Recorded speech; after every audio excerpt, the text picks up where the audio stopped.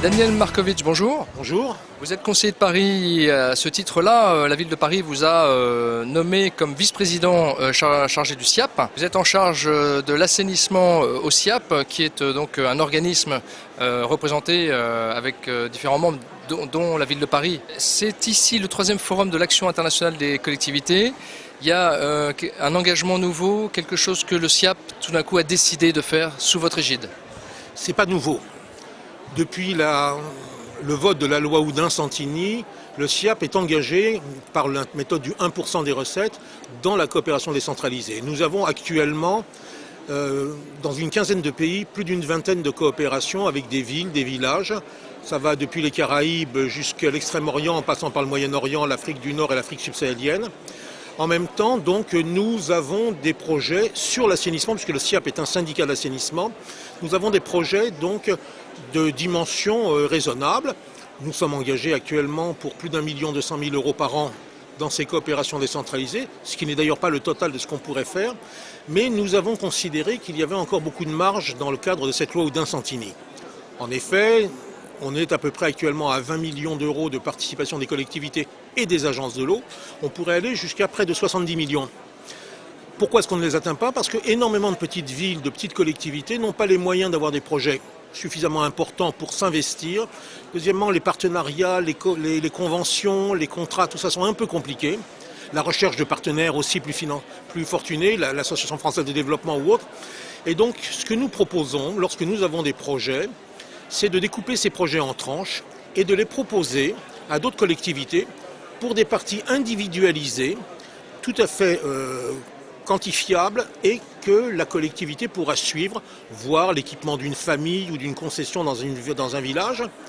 Et ça permettra non seulement de personnaliser l'aide, mais surtout de donner toute facilité à la collectivité pour pouvoir s'investir sans avoir les grandes difficultés qu'il y a à créer des contrats, avoir des partenariats et autres.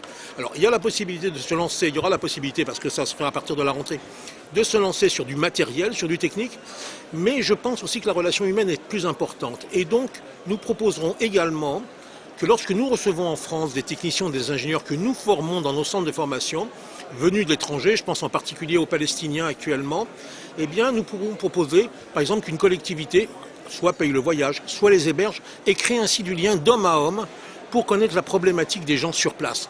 Et ça, c'est tout à fait, à mon sens, irremplaçable.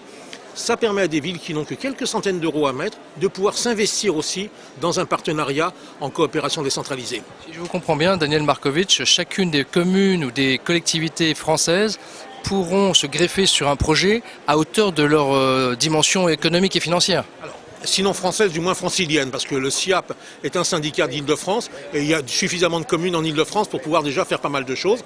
Mais par contre, il y a des syndicats d'eau ou d'assainissement dans la plupart des grandes villes ou communautés urbaines. Et si notre exemple fonctionne, pourquoi est-ce qu'il ne serait pas repris par d'autres pour que chacun puisse le faire dans son coin?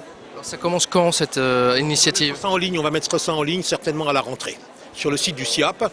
Et donc les partenaires qui seront intéressés pourront venir. Nous ferons de toute façon une lettre circulaire à toutes les communes qui sont partenaires du SIAP, et ça leur permettra de savoir quand est-ce qu'elles peuvent se brancher. Ça repose sur une analyse préétablie, une étude de faisabilité déjà? De toute façon, ce seront des projets que nous prenons en charge et sur lesquels nous pouvons sectionner le projet en plusieurs parties pour pouvoir offrir justement ces tranches à nos partenaires. Et donc évidemment les collectivités d'accueil, si je puis dire, dans les pays qu'on va aider, Oui. Ceux avec qui on est solidaire, ils voient tout un intérêt. Alors, ils voient leur intérêt, d'abord parce que ça permet d'élargir le choix et le champ des partenaires, mais en même temps parce que ça crée du lien. Et je crois qu'il est très important que ce qui se passe dans les pays en développement soit connu du plus grand nombre. Voilà. Daniel Markovitch, merci beaucoup.